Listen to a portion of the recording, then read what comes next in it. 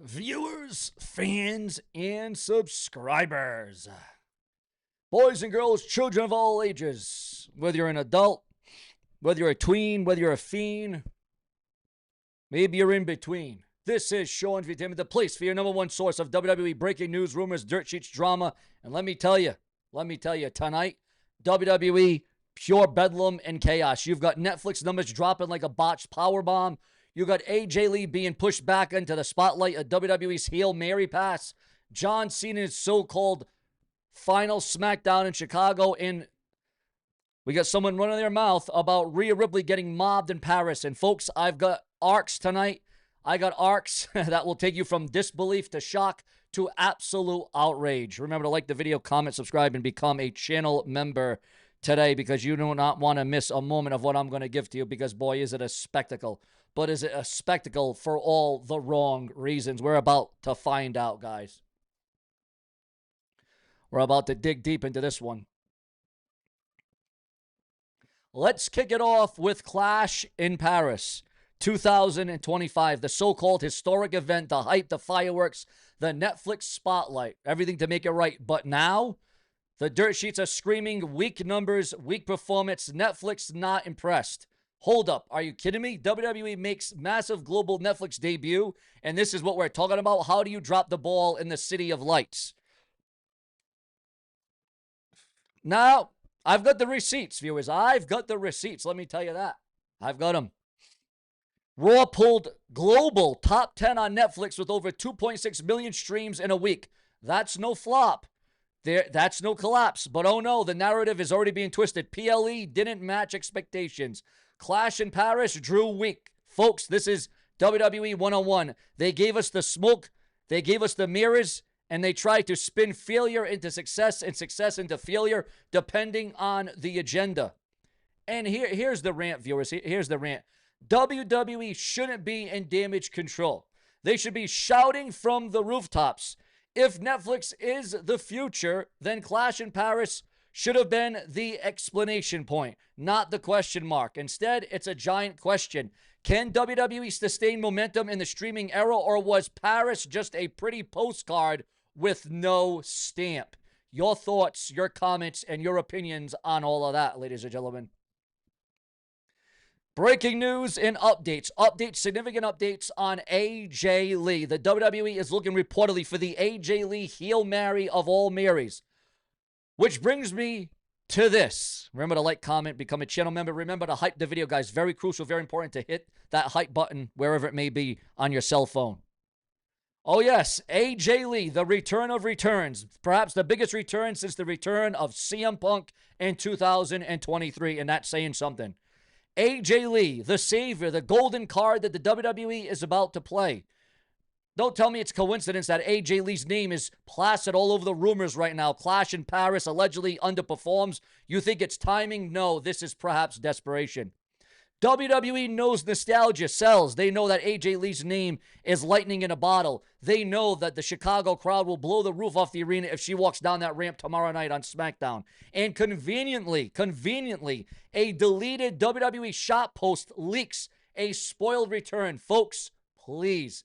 WWE leaks what WWE wants to leak. They know what they're doing. This is the push, the hype, to hype the machine, the panic button. But here's the twist. Here's the arc for you. Does WWE actually have a plan for AJ Lee? Or are they going to drag her back just to pop one rating, one Netflix chart, one headline? History tells me when WWE panics, they hot shot. Sometimes they go to places they don't even want to go. And I don't want AJ Lee personally wasted on a panic pop. I want a long-term arc. I want a real return. I want an angle. I want a strategy. I want emotion. And I want a women's division shakeup, not just a Band-Aid on the Paris fallout on Netflix. And again, viewers, it all boils down to your thoughts, your comments, and your opinions. It's all about your emotions and your feedback at the end of the damn day. And now we move on to the never seen 17, the face that runs the place, or should I say the face that used to run the place, John Cena. Ladies and gentlemen, according to those in the know, reports are calling it John Cena's final SmackDown appearance in Chicago. Final? Please, this is WWE. We've heard Final more times than I've heard Michael Cole scream, big dog. But let's not kid ourselves. Cena losing out and closing out in Chicago is symbolic, emotional, and yes, it is indeed historic. His first SmackDown, his rise, his battles, all roads lead back to that city. Here's the rant, though. Why call it final? Why not call it what it is? The next chapter, the next stunt, the next nostalgia grab. Because WWE wants you emotionally invested. They want you emotional for this. They want you hooked. Hopefully you're hooked to Sean View. They want you thinking this is the last time. I better tune in. And it works. But mark my words, final in wrestling means until the next payday. Cena's not done. Not by a long shot, viewers, fans, and subscribers. But when it comes to John Cena, though, when I'm actually thinking about it, and you think about the wrestlers that have retired, who has actually stayed retired? Hulk Hogan? Nope. Ultimate Warrior? Nope. Ric Flair? Nope. The Undertaker? Nope. Shawn Michaels? Nope. Stone Cold Steve Austin? Nope. Terry Funk? Nope. Who has actually stayed true to their word of retiring? AJ Lee, I guess, up to this point, right? AJ Lee, up to this point. Since, you know, AJ Lee hasn't officially returned to the WWE as of yet, right? But it's pretty much confirmed at this stage. Imagine if this was just all hype. Imagine if this was all hype to make us think, oh, yeah, AJ's coming back. She's returning. She's going to be on our screens again. She's going to be wrestling. She's going to be churning. She's going to be promoing. She's going to be giving promos. And then all of a sudden, poof, there's no AJ Lee. All that drama, all that build, all that hype for nothing. Is it just that? Is it just indeed just that? Is it just hype? Or is AJ Lee truly, really returning to wrestling? Now, we get to Vince Russo versus Rhea Ripley. And folks, this one boils my blood. Rhea Ripley. Oh, wait a minute. So tomorrow might be the end of an era for John Cena. Okay, this is just coming in right now. Another update to the situation. Again, this is why we do multiple videos a day to keep you in the know. Tomorrow might be the end of an era for John Cena, according to WrestleFeed. But let's get into this big Rhea Ripley, Vince Russo drama, this big mess that we're dealing with right now. I will be your entertainment for the day, for the next several minutes. Rhea Ripley, Vince Russo, folks, this one boils my blood. Rhea Ripley, one of the most dominant champions of this generation, gets swarmed by fans in Paris. Scary situation, unsafe. She complains, she vents. She doesn't want any human, she does what any human would do when mobbed. And then Vince Russo, yes, that Russo, pipes up to say she's whining and she should expect it, that this is the price of fame. Are you serious?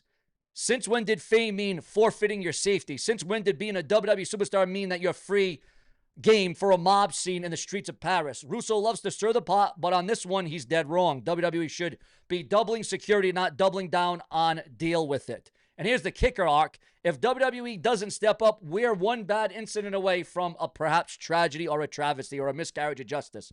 It's not just heat, it's reality. And this is where WWE needs to draw the line. And I'm a Vince Russo fan. I'm a huge fan of when he was in the Raw magazine and when he was on the creative team. But that doesn't mean I have to agree with every single thing he says and does, okay? So here it is, folks. Here we're going to lay it all on the line. We're going to lay it out for all of you. Clash in Paris under fire. AJ Lee being WWE's panic button for a return. Cena's so-called final SmackDown. And Russo taking shots at Rhea Bloody Ripley. Here's the truth, viewers. Here, you want the truth? I'll give you the damn truth. And yeah, we're going to get into this. WWE is in flux. They're juggling Netflix numbers, nostalgia acts, legendary names, and real-life chaos. And you, the fans, are the ones caught in the storm. So let me ask you, the viewers, the subscribers, the fans, did Clash in Paris flop, or is it fake news? Is AJ Lee really coming back to save WWE, or is this another swerve? Will John Cena truly say goodbye tomorrow night on SmackDown in Chicago, or will he be back before WrestleMania?